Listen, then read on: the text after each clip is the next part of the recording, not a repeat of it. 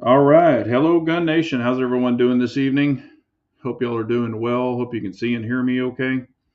And if this thing in the background, I've got these lights on I don't know what you call it, where it's scrolling through all the lights on a slow pace. If y'all don't like that or if it looks weird, let me know and I can change it. All right, all right. Let's get into it. Ranger 10 was first. Dennis Buckner, Mike High, Milkman, Pistol Pete, Lake Ozark Guy, hello. I hope y'all are all doing well this evening, but we will go ahead and kick it off. Yes, Democrats don't know shit from Shinola. I do agree with that. Cheers, everyone. I am having some 10 distilled or 10 times distilled vodka. It's made in Texas. I forget the name of it. It's not Tito's. It's a different kind. And some Sprite Zero. So, a little refreshing.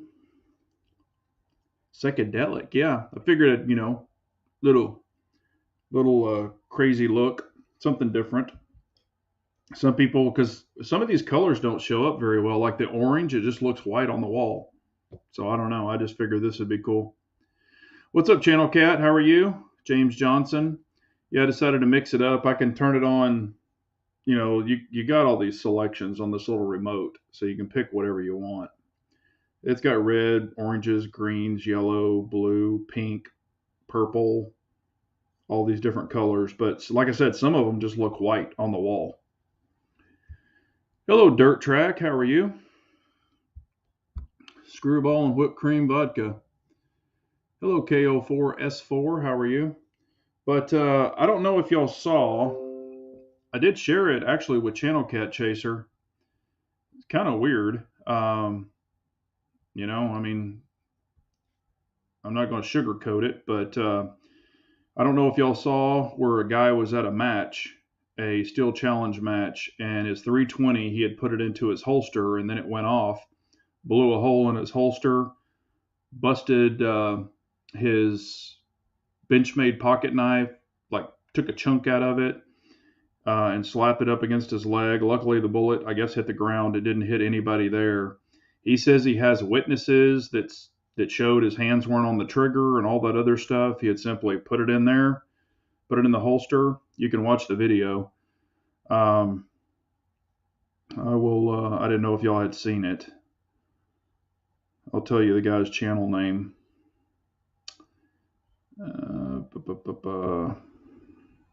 It's Genghis Khan. No, this is not click. I'll try to. It's GUNGHISKAHN.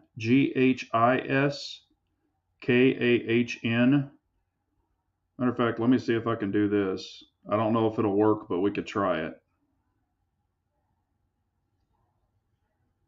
We'll get into the chat here in just a second. I just, just in case, because I always get people say that they want to try to find these links. So I'll put it in the chat. I've got to do it this way, though.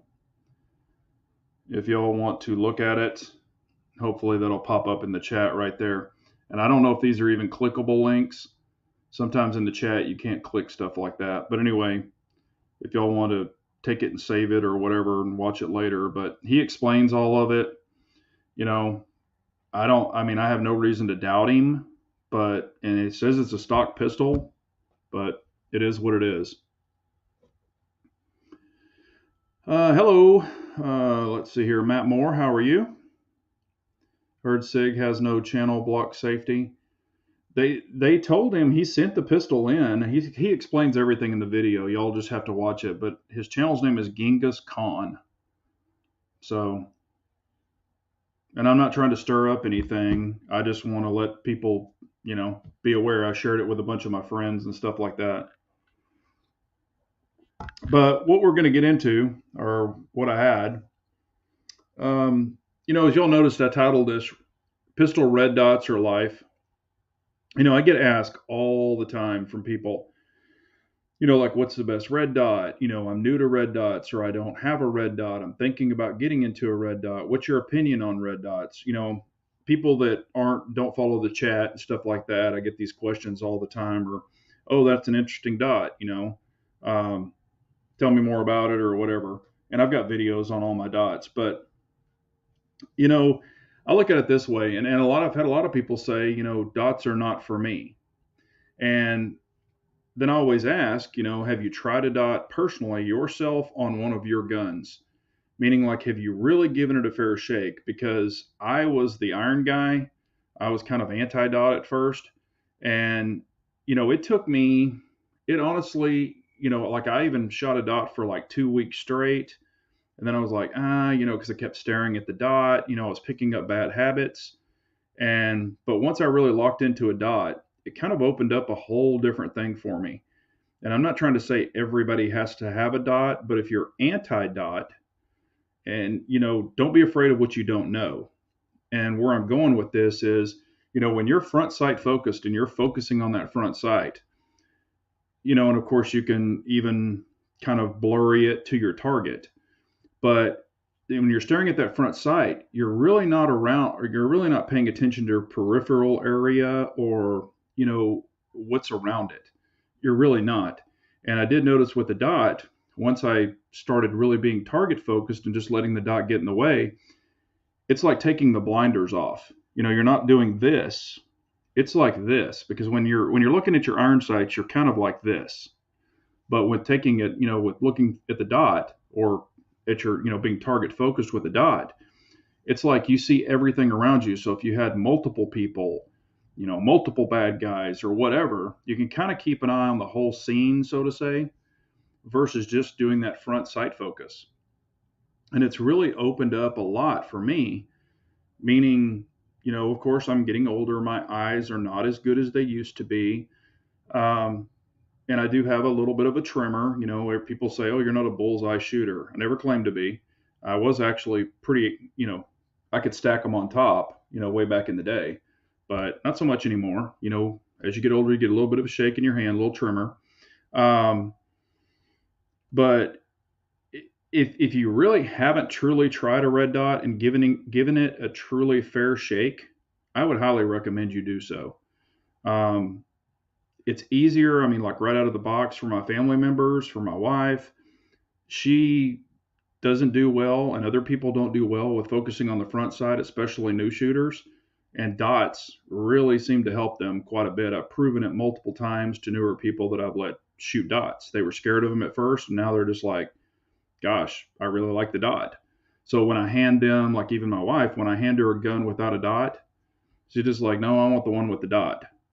So, and she's not an avid shooter like I am, but just something else to try. I'll go back and catch up. I'm sure I've missed some people.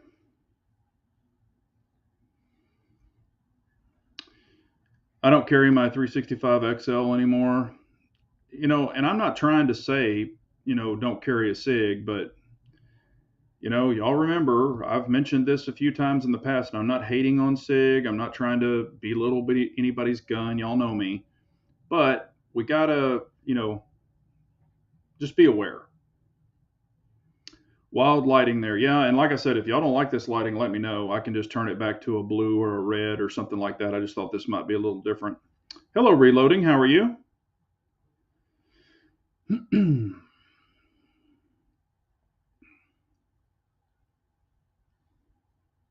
Pistol Pete says Ken Hackathorn just dropped a video about dots. Oh, okay, I haven't seen it. So maybe I'll check that out.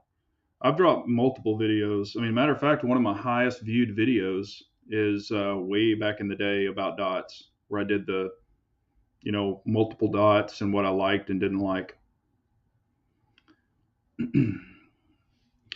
Matt Moore is saying, hey, so I love 1911s for a carry pistol. I don't like the idea of manual safeties. It's flipping the safety down, just natural for you when you draw. Yes, as I've explained before, and I'll take your comment off so I can show it, but as I've explained before, I've carried 1911s forever. I grew up with 1911s, so it was kind of a second nature to me. And then when striker fires, remember, I've been shooting before Glocks even came out. So that's how old I am. But when I draw a gun, and you'll even see it, I've had people say, why do you do it that way on your striker fire guns? I'll do a P10C video, and people are like, why are you doing your thumb like that? But if you watch, when I draw or on video, I've even came from the low ready. But as I come up, this thumb right here, even on a striker fire gun, when I come up, I'm sweeping the side of it. This thumb's out this way, trying to show it. And this thumb is automatically going down the side like I'm sweeping it, even on a striker fire gun. So that's just molded into my head. Now, we all know there's not a manual safety on all my striker fire guns. However, then when I pick up a 1911, 2011, it's just second nature. So then I'm hitting, the thumb is in the same place. It's just dragging down the side, the left-hand side of the back of the slide to hit a manual safety. If it's a striker fire, the safety's not there, or not on mine. I don't have any safeties on my striker fire guns. Or I'm actually hitting a manual safety, 1911, 2011, things like that, and then I'm riding it. So I actually put my finger on top of that shelf of that safety, and it gives me leverage on that gun. So I can drive that gun down even more. So I'm a big, even on, now I will say this, on my decocked guns, like my P07, P09, they're just decockers. So there's not a manual safety on those. But I do like a big ledge, for that side, because it actually does help, kind of control it with your thumb. You'll see a lot of people where they'll shoot with their right thumb up. It's just kind of floating up there. You'll see some people shoot that way. But on a manual safety gun, you never want to tuck your finger under the safety, because as you're shooting, and I've seen this on new shooters, they'll tuck their thumb under that safety, and then when they're shooting with the recoil, they'll actually turn the safety on, and then it disables the gun. So you don't want to bump a safety, you want to ride a safety to keep it pinned down. That's my 2 cents. But I trained on them forever, so if you watch the videos on striker fires, you'll still see me doing that where I'm pushing that down and there's nothing even there to push down. It's just ingrained in my head.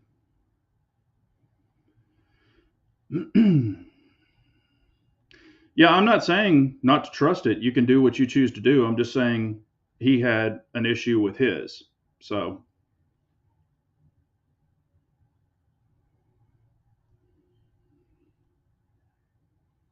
yep, you're exactly right. Muscle memory. Hello, Denton. How are you? CZ Shadow 2, how are you? I don't have any of those. I don't have any of those. None of those are here.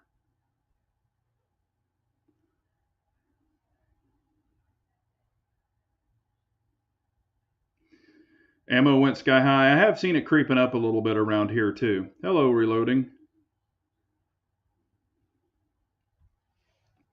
The 365 series must be one of the most proven guns over the last 4 years, even if they did have some issues initially, just my opinion. Yeah, I mean, it's been, what was it, 4 years ago? I shot Harry's, he's got a video on it, but I was trying to shoot Harry's 365, and I guess he was dry firing it or I was dry firing it. It was my time to shoot, and the firing pin broke. But that was on the first generation little bitty gun, and they were MIM firing pins, which they still are, but apparently they had a bad batch. So that was on the original 365 like 4 years ago. And that video is out there on Harry's channel if y'all want to watch it. But man, when that firing pin broke internally, I wasn't getting a light primer strike. I mean, nothing. Matter of fact, I was like, why won't this gun work? And some people said I was flinching, when I was pulling the trigger. But what I was doing is I was actually shaking the gun. I was actually purposely shaking the gun, thinking, hey, this trigger might go off. I couldn't figure out what the hell it was until we pulled it apart and found a broken firing pin. And any of y'all that are concerned, if any of y'all are concerned about your SIG P320 trigger, Agency Arms actually makes a drop-in, or not drop-in, but a put-in 320 trigger that has a blade on the safety, or it has like a Glock type safety built into it. They actually sell a 320 trigger assembly that you can put in all your 320s. I don't know if they make one for the 365, but if you're concerned, you can buy one, and it does have the little safety, which y'all are used to on Glocks and things like that. They do have that built into it, so you could put that in there.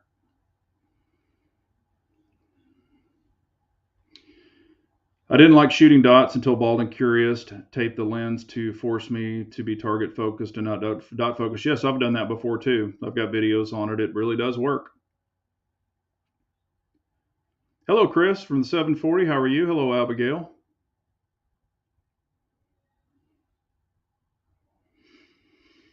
Hmm.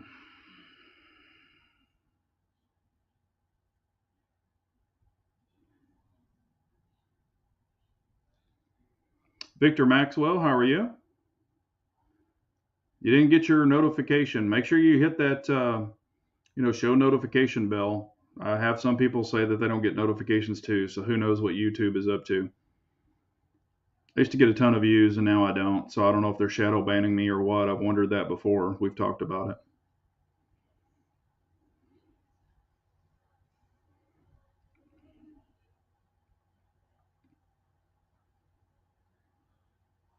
Wow. Local 400-yard range is $40 for a year membership. That's a great deal.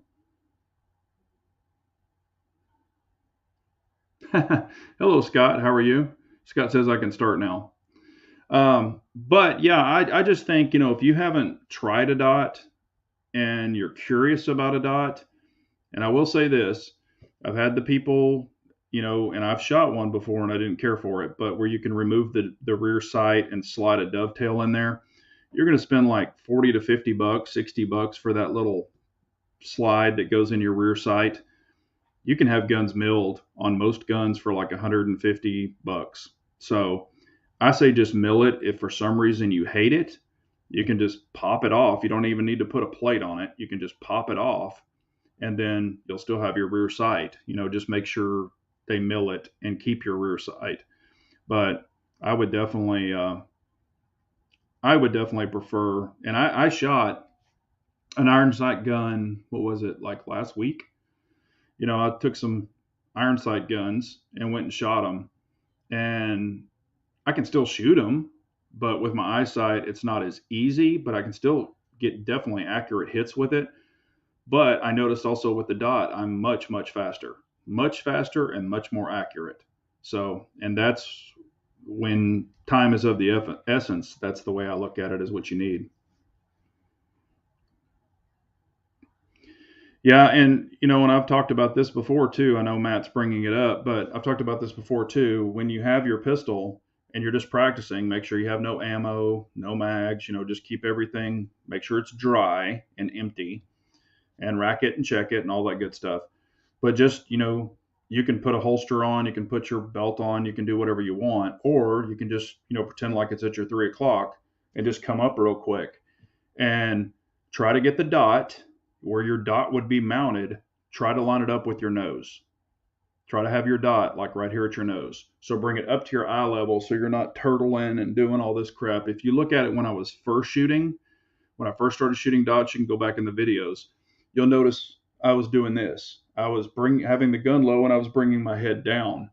Don't do that. Bring the gun up to your eye line. Also, you don't have to throw your arms all the way out. You don't have to do that. Keep your elbows slightly bent. Crush your hands in together. Drop your elbows or raise your elbows so you can crush your hand in. And then just line the dot up with the tip of your nose. So when you come up, you've automatically got the dot at your nose every time. So if you're a little off, you're still going to see the dot. It's a lot quicker than if you're just throwing it up there and trying to fish your head around for it. So it will speed you up with dots quite a bit.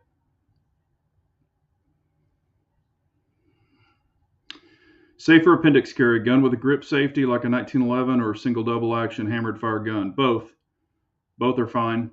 I mean, on mine, y'all know this, on my 1911s and 2011s, I pin the grip safety. I hate grip safeties for my hand size. Some just don't work, which is fine. But, it is what it is. So I would, I'm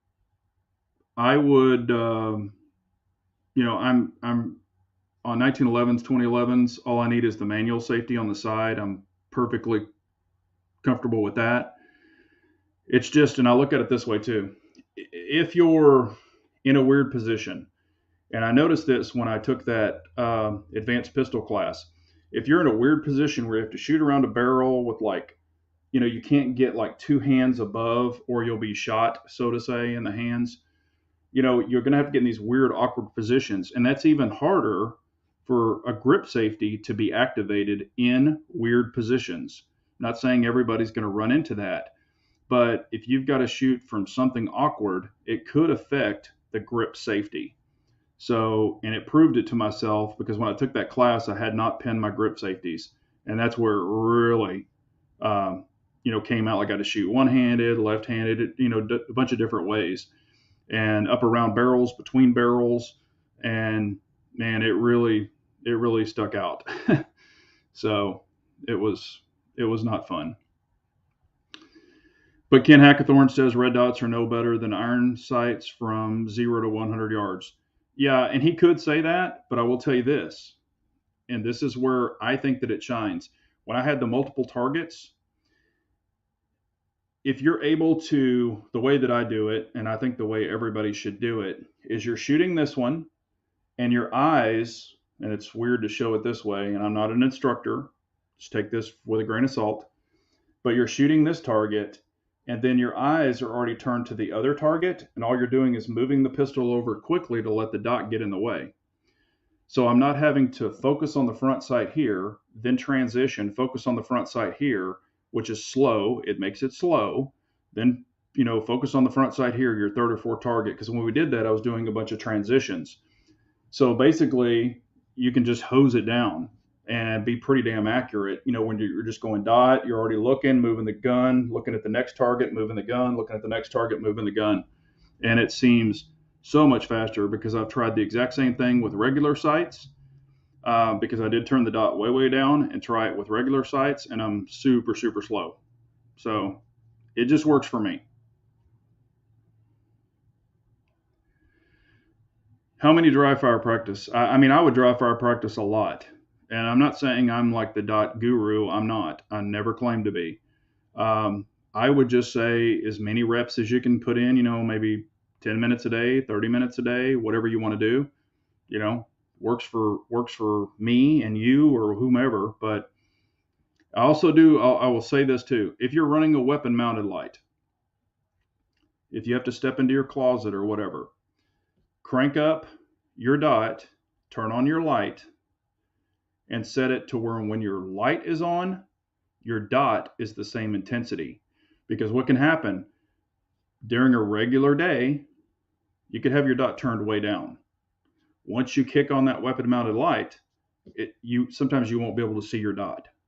So I kind of find my intensity with the dot with the light on if I'm running a light. If I'm not running a light, then I'll use a handheld, whatever it might be, the pocket flashlight, and I'll hold it, and then I'll adjust the dot accordingly to in the dark. Meaning, like, if you were in a grocery store and the power went out, or if you're in a Walmart and the power went out, or something happened where you have to kick your light on, you'll still be able to see your dot. You don't want to be sitting there pushing your dot going, hang on a second, I got to adjust my dot. So kind of set it up in the morning and just leave it. Another thing I do is keep my gun in the holster. I pick it up while it's in the holster. I look at the dot, make sure I'm good to go, make sure it's lit up, and stuff the whole thing in my pants. That's what I do. And it works great for me.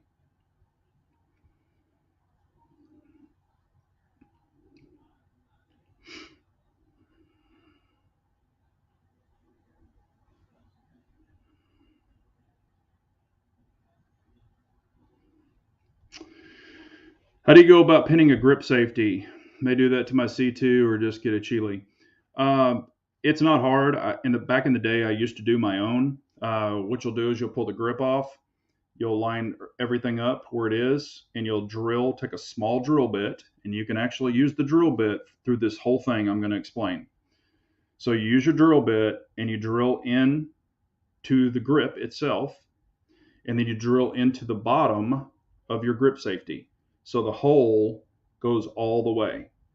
And you're using the drill bit, because those things are like, you can just get a cheap one. It doesn't take a lot. They're like a couple of bucks. You can actually use the drill bit as your pin and permanently leave it in there. Or you can get small little, they're kind of like a little metal dowel rod. They're real tiny. Make sure your drill bit is the same size. And then you put it in there. You can put some Pookie in there, like silicone or super glue or whatever to do that. But if you drill it correctly, you don't even have to use glue. Like I could actually take it apart and I could pull the pin out if I ever had to with a little pair of pliers. I could pop it out of there and then I'd be good to go. So you can do it that way too.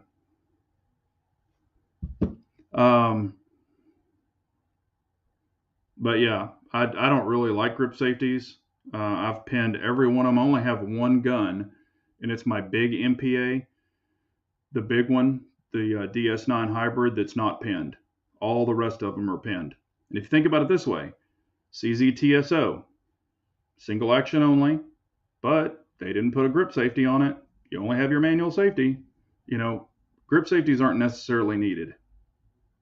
If you're afraid about drilling it, I've got videos where I put Ranger bands, those little rubber bands, the thick ones you cut out of a tire inner tube, bicycle inner tube. You can put those on the grip, slide them up on there, and they'll pin it down for you. Before you physically drill it, you might want to try that and see what you think about it. But those will eventually stretch, I'm just letting you know.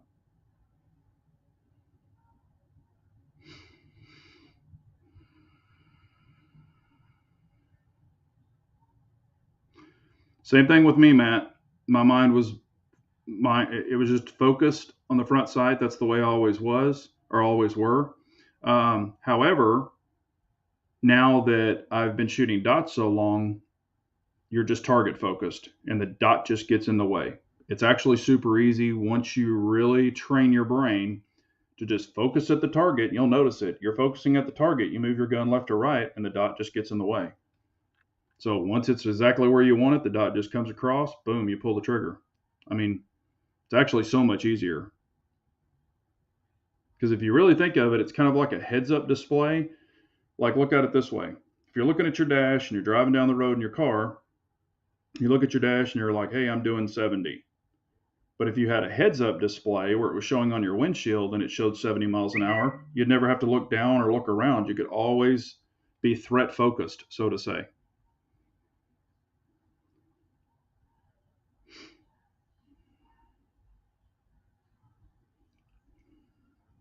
Not trying to bust on your choice of shirts, but I bought one of those Hyperfire AK triggers and they are junk. I had to swap safeties to find one that would work with it. Yeah, I don't use any in my AK triggers. I only use them in AR triggers. And with the AK primers, some of those are really hard ass primers. I think they have to have a stronger spring, but that they're not known for AK triggers. They're known for AR triggers. I mean, they're super freaking fast. I own like 5 or 6 of them. They just sent me this shirt.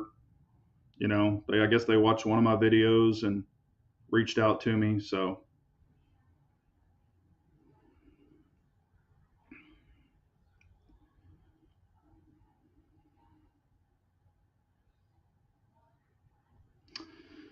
in most defensive situations, all pistols are fairly equal.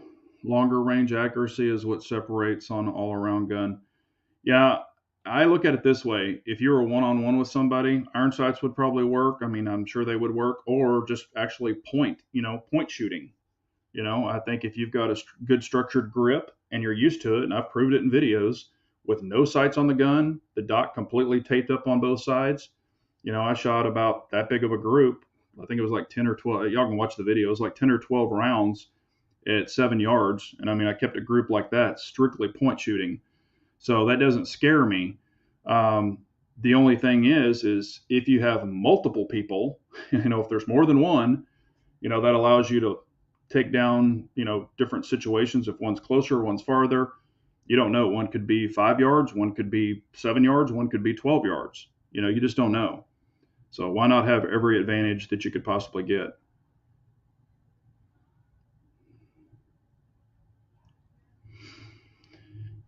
Have you heard or tried those Holosun SCS red dots with no external battery and cut the Glock sides without an optic plate? I like the idea of that and think they are into something. I have looked through them. Texas Gun Experience carries them in stock. I picked it up, looked through it and everything. I mean, it seems to be okay. I was looking at it in a fluorescent lit building, just kind of scanning around, looking at the walls with it and stuff like that. I mean, it seemed to be okay. I don't know about longevity testing or if you drop it, you have a potential of something going bad. I don't know. Um, I just don't have any personal experience with it. So, you know me, I don't want to talk out of my butt if I haven't tested it myself. Yeah, I also have a video. Not proud of it, but I let someone else use my Tanfolio Stock 2. This video is probably, it's probably 4 years old. I let somebody else use my stock or my Tanfo Stock 2. I let them use it for a match. They wanted to do it. I didn't go to that match. They used it, and so they adjusted my rear sight. I mean, they like moved it down and left, and the guy, I didn't even really notice this, but when he would shoot, he would turn his head sideways because I think he was left eye dominant. Well, he took it upon himself to totally readjust my sight. I didn't know that. I didn't re-verify it, and that's before dots. And so I went to a match, went to USPSA match, and the farthest target was, I don't know, I think it was like 15 yards. It wasn't all that far. And so I was shooting my Tanfo, and I was noticing this thing's not hitting where I'm shooting because I was using my sights. It was all messed up. So I had to point shoot that whole entire match. From the first stage to the last stage, I had to point shoot the whole damn match. And again, farthest target was 15 yards.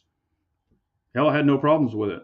It threw me off at first because, I was shooting and I would see where they were landing, and I was like, that's not where I was aiming, because I was going by the sights. But then I started point shooting it, just kind of lining it up and remembering where the bullets were hitting. I did fine for the whole match.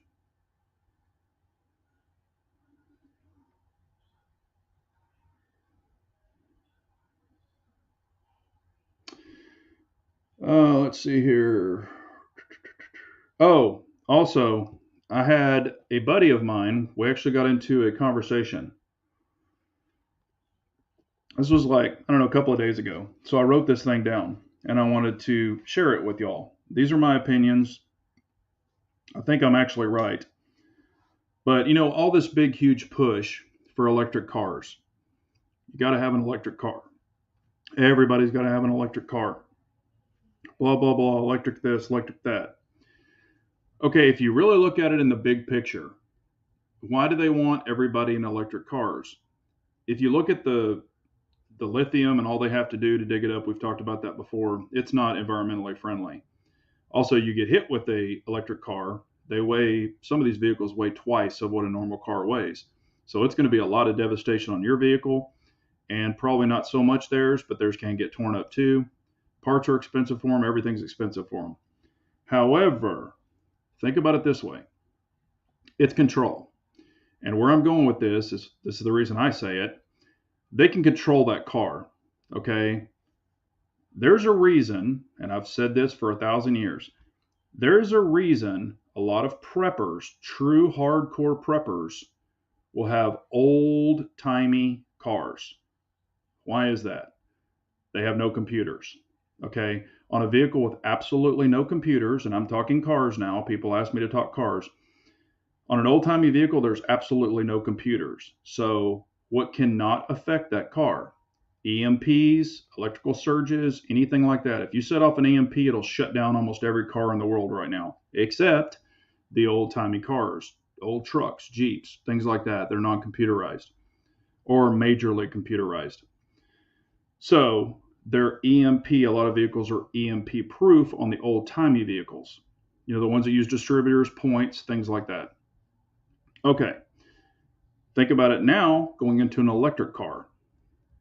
If they don't like you or they think you've done something wrong, all they have to do is push a button and your car won't start. You can't drive away. You can't do anything. You're sitting in your car and you ain't going anywhere. Or if they go to social scores, like your social media score is poor, so you've been terminated for 2 days. You can't drive for 2 days or whatever. All they have to do is program it into your VIN number and shut your car down. Also, it's really hot outside and you need air conditioner. Guess what? Now you have to go on your phone and buy an app to have your air conditioner work, or your seat heaters, or for your glove box to open. They're going to try to sell you all of those options after the fact. If you bought a $100,000 electric car, they can actually make it a la carte for you to have more features. If you want the super fast mode, they could sell you a program to where it's programmed with your vehicle and your phone, and then your car will open up because you've purchased that option. So, in my opinion, that is what all this is about. It's control. Electric cars are another way they can control you. So, that's my 2 cents, but it is what it is. Also, I don't know if y'all saw that. I saw that Scott's talking about the new electric Hummer. On the new electric Hummer, also, if you use regular electricity from your home, you don't have a quick charger or you don't have access to a quick charger, plugging it in and running an extension cord out to your vehicle for power, it can take up to 4 days plus to charge a Hummer. I actually sent the article to some buddies of mine and they're like, what in the hell? And I'm like, yep, if everybody has electric cars, all these electric charging stations, people are going to be packed there. It could come to a point where you have to wait in line for hours and hours or days to get your damn car charged. So there's another thing. It takes what? I mean, I've got a big tank on my truck, and it takes, once I get to the pump, hell, I've pumped for, I don't know, 10, 15 minutes, and I'm good for another 400 plus miles. So can't do that with electric cars. Even with a fast charger, they won't charge that damn fast. So just something to think about. It's all about control. Hello, Clyde. How are you?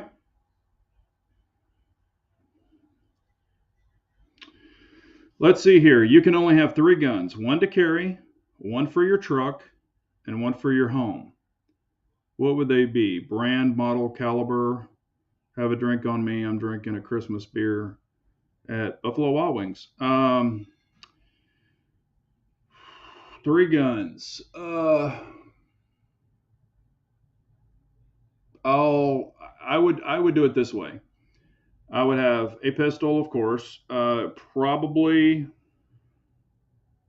with weight and everything is a factor.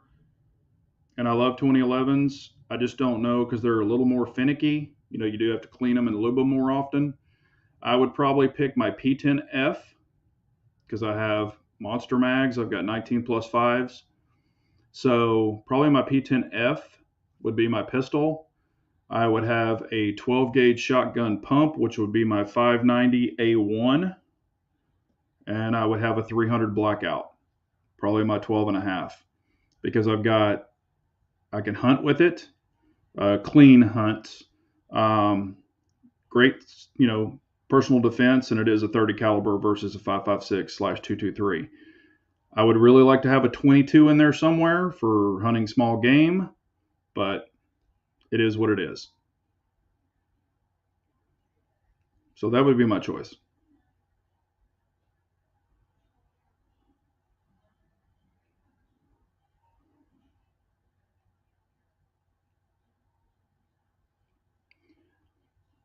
I got a new 2021 F-150 4x4. Electric cars can't do what I want. Need my truck to do. And that includes the new Lightning 5.0 Coyote. Love it. Yeah. No, the electric trucks, I mean, I don't know if you've seen, if you pull anything with them, they're done after about an hour.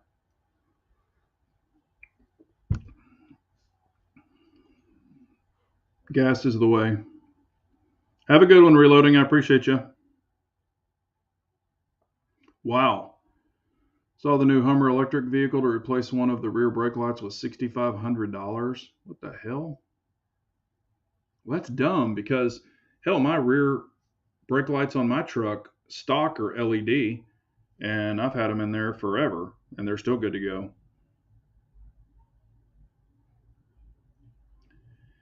Yeah, Marshall, unfortunately, everything is about control. How can the government be involved? Think about it. If you have a car registered, all of the vehicles are registered, like a registry. Guns aren't registered. Cars are registered. If they're looking for you, say you're a bad person or whatever, and they have your license plate number and they know you drive an electric car, they could simply go in and shut that car off. They want to repo a car, they could shut that car off and pick it up wherever it is, and track it, because all of those have self-tracking systems in them. I don't know if y'all know that. Every electric car, as long as the battery has enough just to even turn the key on and not start, they all are trackable. So, just to let you know, you don't think you can be tracked in an electric vehicle, you're wrong.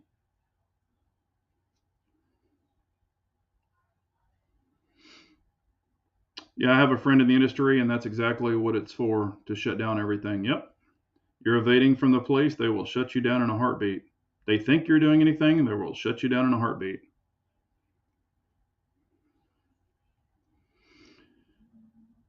Yep. Good old days. People be riding around riding lawnmowers.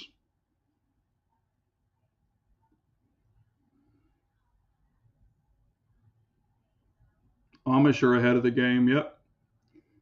Yeah, they are.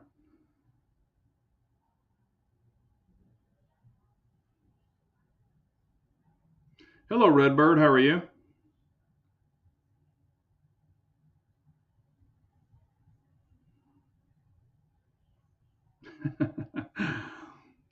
I don't mind electric cars. I just don't like the people that drive them. I mean, I know people that have electric cars and gas cars. I told you our neighbor, I think I told this story a while back, but our neighbor, they bought a new Tesla, sold their other car. They had like a bigger Suburban that they used to travel in. So they bought an electric car, new Tesla, and they were going to go on vacation. So they went in and mapped out their vacation and found out there weren't enough charging stations where they were going to be going. So they in turn turned around and rented a gas powered car. They have a brand new Tesla, and they rented a gas powered car to go on vacation. And when they told me that, I was like, what? I was like, are you crazy? Is the staccato finicky? No. I mean, y'all have seen videos, even on the new one. I've got. I don't have my book with me. It's in the bag. I keep the shooting book. Last I checked, I think it's already the newest. The old staccato, the C2, my old one where the frame warped, had like 5,500 rounds through it before the frame officially warped. And then they replaced it with the new one, and I think it's got over 1,800 rounds through it as of now. So, and the MPA, is doing really well too. It's over 1,000. It might be like 1,000 or 1,200 or something like that. Should I buy a still? Hell, I say buy what you want. That's like me. I don't really ask people's. I mean, I'll ask y'all's opinion on some things, but when I want to buy something, I just buy it. I remember those days. The government did the cash for clunkers just to get rid of a lot of those untraceable cars. Yeah, and they actually found out afterwards. People were trading them in, and they found out afterwards when they really started running the backgrounds on a lot of them. A lot of those vehicles were even totaled from salvage yards.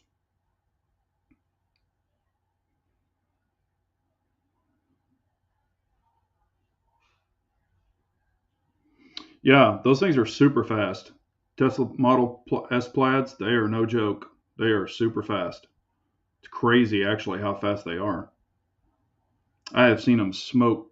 I mean, just flat out smoke some serious horsepower cars. I mean, gasoline engines, of course, but anybody that's ever been in an electric car or knows anything about them, I mean, there's no, you know, revving up with RPMs. It's you tap it and you flip the switch on just like a light switch. It's instant power or instant horsepower and instant torque, basically. I mean, of course, it's an electric motor though, but you know what I mean. DC would choose a P01 milled with a short reset trigger or Bren 762 with a folding stock. Yeah, 762 is good, a good choice.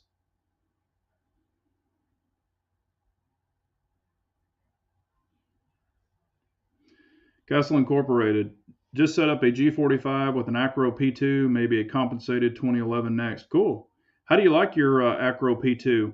I mean, I have it. I love it, but I don't really have any friends or anybody who's purchased a P2 yet. I have some friends who had the older P1, but I get asked that a lot too. What do I think about the P2? So let me know your opinion, Castle. How you like that P2?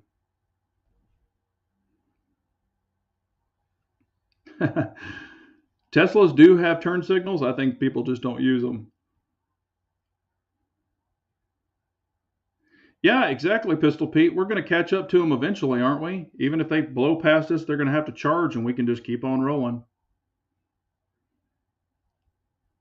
I remember back in the day, I had a buddy who had a Chevette, and he'd be trying to pick up girls, and they'd be like, "Oh, what kind of car do you have?" And he'd be like, "I got a vet. I got me a vet." And I'd be like, "A Chevette."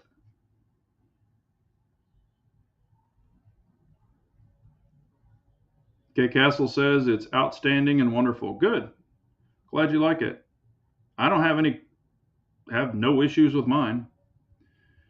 Who has a TS2? I don't have a TS2. TSO.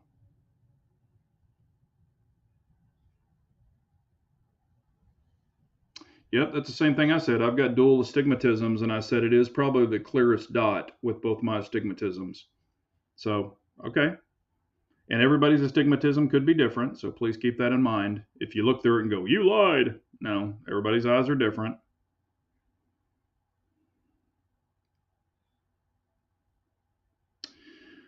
Are Brins being imported still? My guys at the local gun store can't see any available in the system.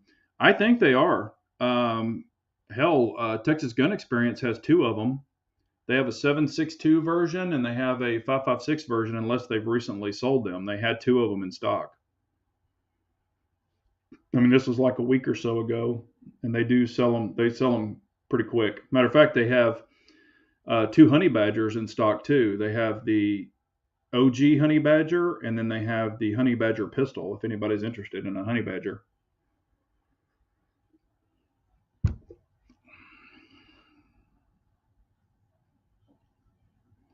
a Shadow 2 optics ready would be a great range toy on the Acro with the intensity turned down.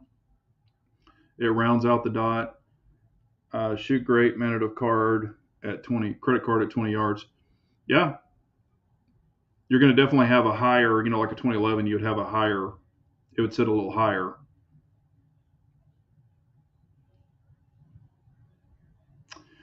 Big Johnson, have you ever run a Trijicon MRO or an MRO patrol before? I have not personally purchased one. I have shot with one before, and they were fine. The only thing I did not like, the original one was fine. Then they came out with the HD version, and in the HD version, in the window, when I was looking at, trying to look at the dot in the bright light from the range where it was shining back, I could see the circuit board. I could see a little circuit board in there. And I was like, that's freaking weird. And I thought, well, maybe it's just the angle of the light. Well, come to find out, that was a problem with some of the first gen HD ones. I think they fixed it, but people could actually see the circuit board on the HD versions. There you go. 71 Lincoln Mark III with a 460. V8 still needs a few things, but when it's roadworthy, I'm going to park in the reserved for low emission spots at work. There you go.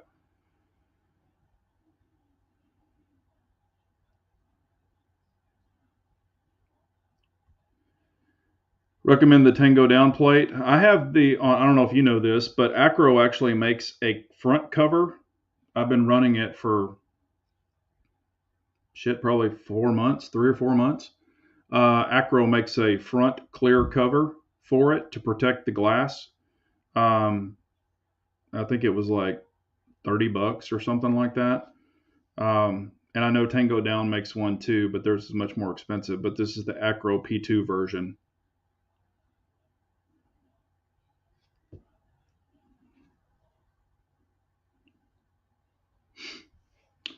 Why 300 blackout over 7.62 by 39, taking cost into account? In my opinion, 300 blackout is superior over 7.62 by 39. Let me tell you why. Hear me out. I have multiple 300 blackouts, and also with 300 blackout, you have multiple ammo choices. So you can shoot 90 grain, 120 grain, 110 grain, 150 grain, 140 grain, 200 grain, 220. Hell, I think I even have some 230. So you can have all of your subsonic and all of your supersonic in different calibers for different uses. So, and in 7.62 by 39, you do not have those choices. Also, 7.62 by 39, in my opinion, and I've shot them, they don't suppress as well. They're gassy as shit. I can turn the gas and change the gas on a 300 blackout on mine. It's almost impossible to do that on 7.62 by 39. So that's my opinion.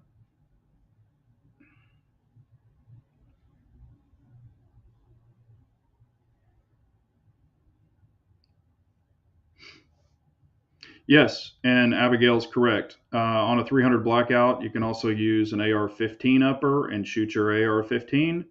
Pop that upper off, snap a 300 blackout upper, and you can still use your same bolt carrier group, your same charging handle, and your same mags, where you cannot do that with a 7.62 by 39. Plus, 7.62 by 39 in an AR platform can be very finicky. Not an AK platform, but if you put that in an AR platform, it's very, very finicky. And they will break the bolts off. The bolt heads will snap off on a lot of them. Yeah, you can order them straight from Acro or Aimpoint, or I bought mine at Rifle Gear in the Colony. They had them in stock. They had just gotten them, and the guy was like, "I think you bought the very first one." And I actually brought my gun in. I had it on me, but he's like, "I'll have to give you this case. You'll have to go out to your truck and unload it, and we'll cut it open, put it on there, see if you like the way it fits." And it has a little hinge at the top. It does stick up, but I haven't noticed it as a snag point. I've been carrying it forever. And you can flip it completely open and lay it all the way back, or you can flip it open like a hood. Why you would want to do that, I don't know, because your bullets would just hit it. But you know, they had them in stock and they weren't that expensive. And they're designed, they slide right down it, and then you pinch the sides and they kind of snap in there and lock, so it won't come off. I would show it, but I'll go to YouTube jail. Straight to jail. Do you load your AR mags to 30 rounds? I have several AKs, but only one AR. I understand the reason, but it seems silly to me. I run them at 30. And I've said this before. Some people load them to 29 and they snap in easier. I don't just push my mag in. I snap it in with authority. And of course, it's easier on a bolt back. If your bolt's forward, it can be a little more difficult, but I think 90% of all mine will seat a 30 round mag. So, but do what works for you. If you want to decrease it by one or two, by all means, go for it. Like I say, I don't tell people what to do. Gassy as shit. I mean, AKs are, I'm not saying they're bad. I like AKs, but one reason and I'll be straight up honest with you. If I ever shoot an AK, because I took the AK class, you can watch the video. I took it at Texas Gun Experience. All the AKs that I've shot are too damn small for me. I've got gorilla arms. So they're just too short. I just feel like I'm completely crunched up on them. Yes, I could get a longer AK, or what is it? Oh crap, I can't remember. It's got the real big folder and all of that, where it's extended. I could get one of those, but with that, you're increasing the weight. All my ARs are pretty damn light, and with an an AR, I've got the 300 blackout capability where I would not with the AK.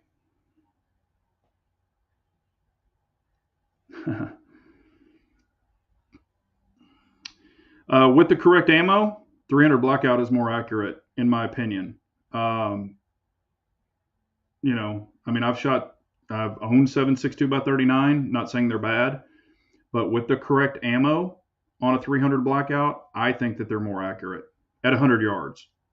Now, of course, even up close, they're still more accurate to me. But you can make, I mean, I've seen some super accurate AKs, so I'm not taking anything away from them. And they will run, if they're dirty as crap AKs, I mean, that's why they use them in the desert. I mean, damn things are bulletproof. Who do I use for my carry insurance? I use FLP, it's Firearms Legal Protection. They have all the benefits for me. They even have red flag laws where you're covered under that. They have bailout insurance. If you don't get your gun back, they actually pay up to $1,000 for your gun, which wouldn't help me on a lot of them. But they also handle civil and criminal. They just offer a lot more benefits. And I will say this, because I've been there and done that. A lot of the advertisements that you see for a certain brand on other gun channels, be aware of those. There is a lot of fine print. Please read the fine print. I will say that. Please read the fine print. There's a lot of shit in there. Like if you are found guilty, you have to pay everything back on a lot of them. It's actually in there. Or if they don't feel it's a good shoot in their opinion, they can choose to decline you. Not before you're proven in court. If they feel that they don't want to stand behind you, they do not have to. So please read all the fine print.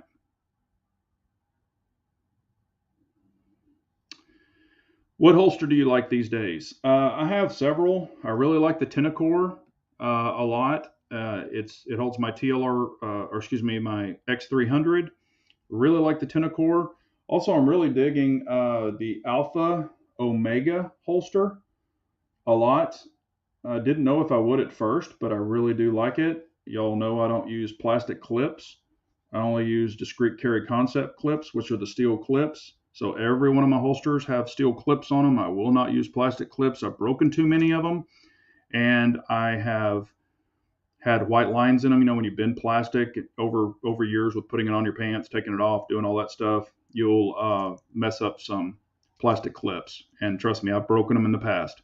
Never, ever, ever broken a discrete carry concept clip, and I've been using them now for 3.5 years, taking them on and off every single day.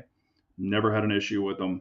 Some of the old plastic clips, Kydex clip, or those plastic ones, hell, I'd break them within sometimes a couple of months. So I don't use them. No soup for you.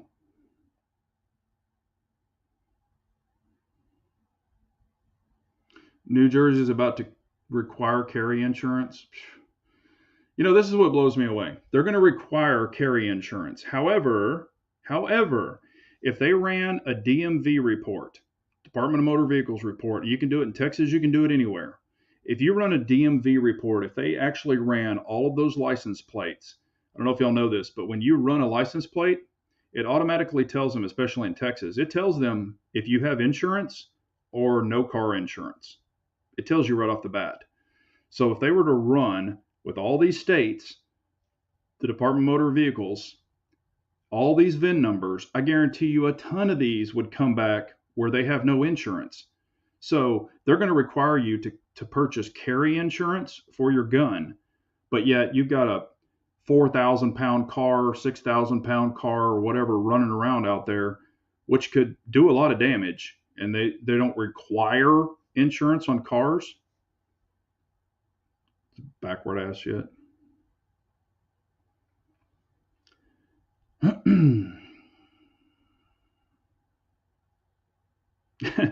Yeah, many states, Pistol Pete, I agree with you. Many states need to be banned.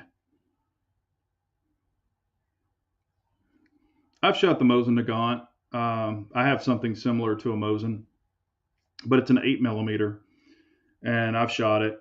It's just where an AK stock is. On an AK, I tend to grab the damn barrel. I've grabbed a barrel on an AK before, and that's not fun. You burn the shit out of your hand.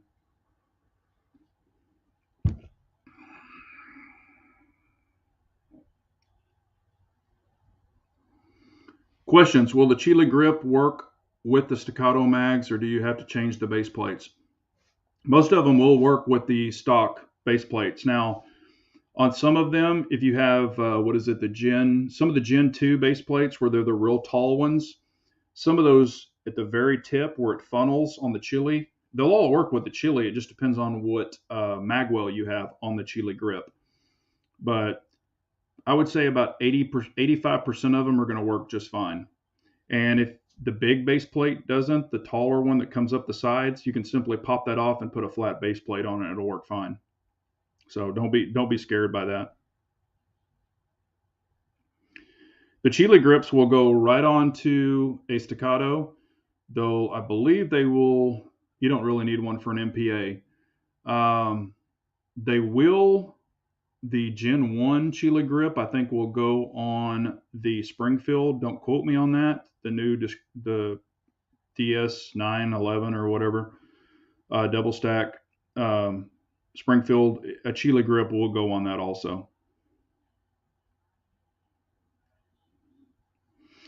Yeah, I mean, that's perfectly fine, Matt. 2-inch groups at 100 yards. I mean, that's what I'm trying to say. That, if you want to shoot half MOA, and a lot of guns will do it, like my Lancer 308 will do it all day long. But do you really need, half MOA or 1 MOA? No. 2-inch groups are perfectly fine, especially under speed.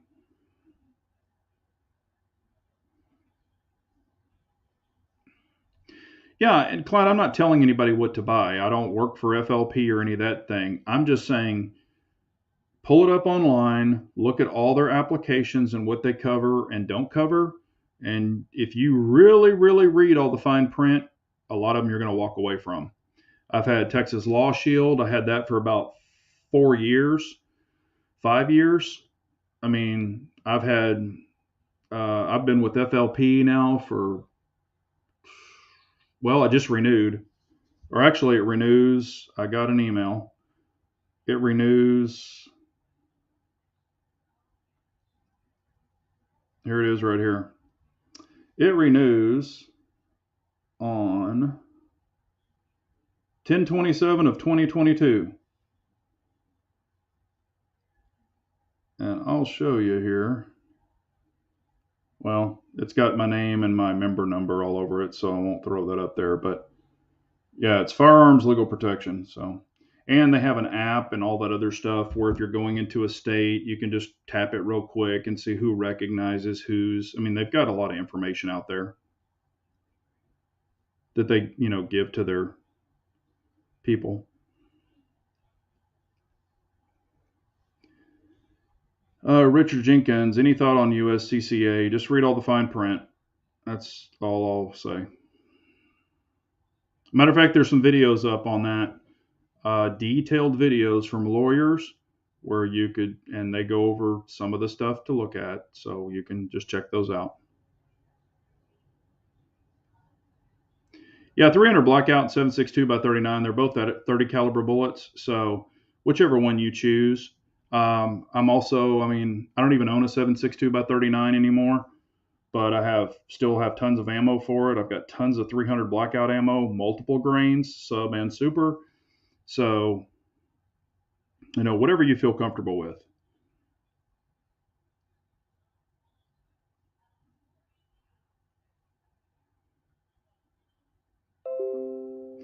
Yeah, I saw, Rodema, I saw that, I even talked about it last time that they were selling them for $515. I don't know if they're discontinuing those, the Omegas, or not, but that's a great price.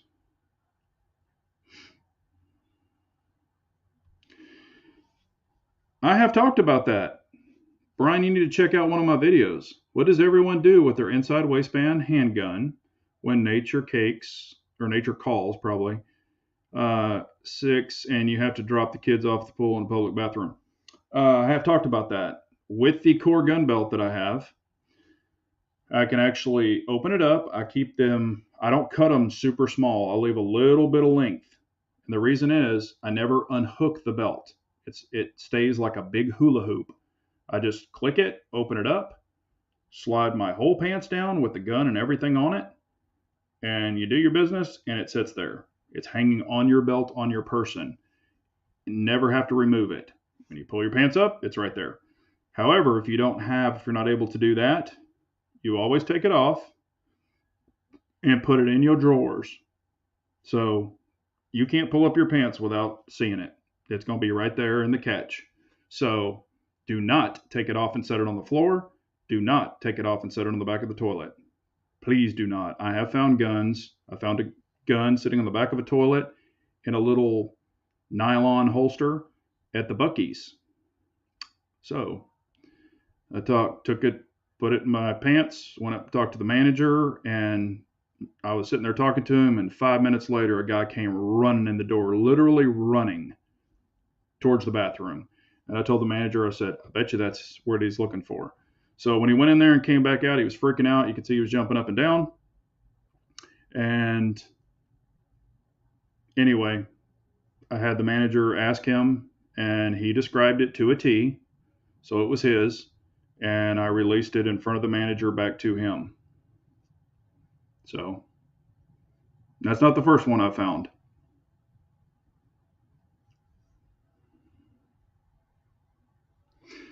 Yeah, and 762 by 39 is cheaper, or definitely was. It's actually creeped up quite a bit. So whichever you choose, whatever works for you. Yes, it is a Mauser.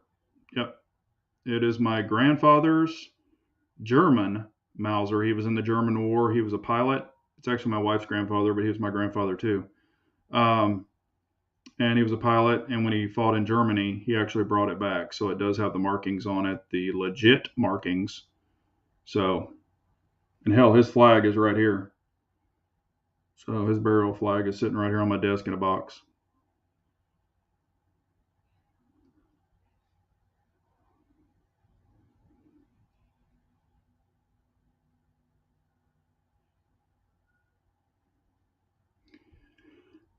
What magwell should I get?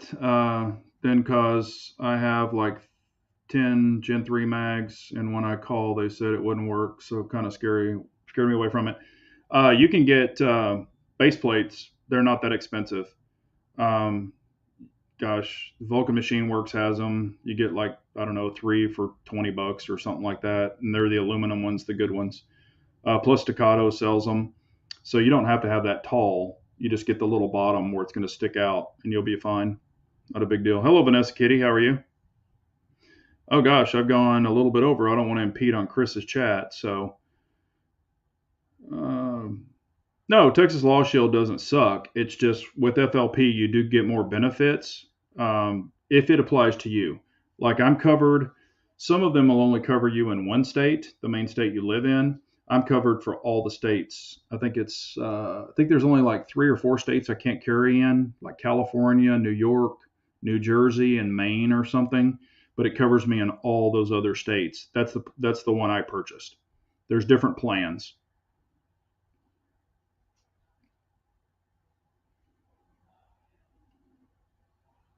David Straight. I don't know who David Straight is.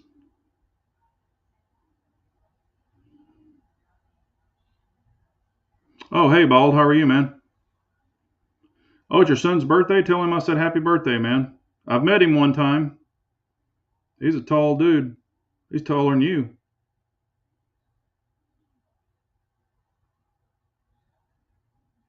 Yeah, I'm very happy with core belts. I've been using them for a long time, and that ratchet system works, and I never have to take the gun off the belt. So that really means a lot.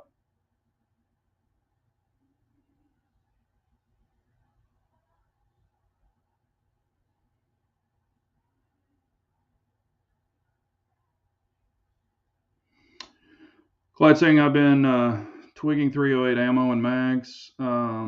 However, I'm considering just getting a 300 blackout upper to swap out on my AR-15 pistol. Always wanted a 308 though, but don't know if it's worth the squeeze. I love 308. You can definitely get out there farther. You know, it's got more punch. However, yeah, in your case, I just get a 300 blackout upper. I mean, you know, you can get a 300 blackout upper, another bolt carrier group, and a charging handle with a dot or flashlight, whatever you choose to put on it, You can have it in the same bag and you can just swap them back and forth. I've got a video on that. That's my ultimate truck gun. And I carry it when I would travel and do all that, and I use it.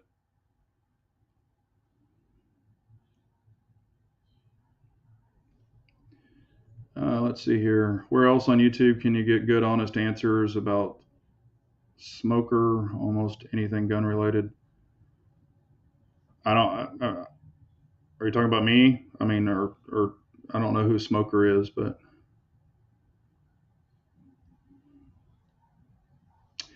yep, Barrett Jackson on Friday. Cool, man. I'm not going to be there this year, but I've been to several of them. The one in I like the one in Nevada, and the one in Vegas. It's probably my favorite, but it'll be cool here too. Ooh, man. Big J, who is your favorite country artist? I've been listening to 80s and 90s hits. Man, country, I'm a big fan of George Strait. I really like the guy. I've met him several times. Cool, down to earth guy. I was listening to George Strait, hell, back when I was a kid or younger. Really like George Strait a lot. Yeah, there's a bunch of, I like Waylon and Willie. I definitely really appreciate the old country. The new is kind of poppy. It's more pop songs sang in a country twang, basically. All right, well, we will head out. Hey, Red October, what's up, man? I use FLP. It's Firearms Legal Protection, FLP. I have used Texas Law Shield before. Ronnie Millsap, yep. Rose-colored glasses. All right, I like Anthrax. Yeah, that's probably. And then if we want to say kind of country-ish, kind of rock, and you can't go wrong with the Eagles. God, Eagles is one of my favorite bands ever. Eagles kind of had a little bit of everything. Well, yeah, y'all hit that thumbs up. I appreciate it. No, Dawn, I dumped Instagram probably about 3 years ago. They were shadow banning me a bunch.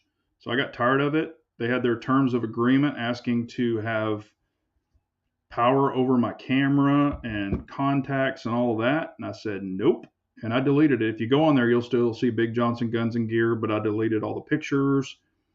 I don't want anything to do with that crap. And plus, it's just, it turned into a measuring contest, and y'all know where I'm going with this, and I'm not about that. So, nope. I think it's good for a lot of people who are selling things and stuff to bring them to their site, but I lost it. So the only thing I have now is YouTube, and I have Odyssey. Just because Odyssey transfers my videos straight over. So if something ever happened on YouTube, I'd have Odyssey, but that's it. That's all I do. But I appreciate y'all so much. Y'all have a great night. Hit that thumbs up button. If y'all can think of any questions you want for the next chat, please throw them after the chat, and I'll jot them down, and we will hit it next time. But y'all be safe out there, and remember, an unarmed nation's a very weak nation, so we got to carry on. Hey, Don, on my, if you go into YouTube where it says at the end it's about me or whatever, I've got my email in there. So Brian emails me and stuff like that all the time. So y'all can shoot me an email if you want to. And I don't want to say it because YouTube probably freak out about it, but it's in my bio of my About page on YouTube. Y'all have a great night. Take care, everyone. And remember, stay armed and be safe out there. Have a great night.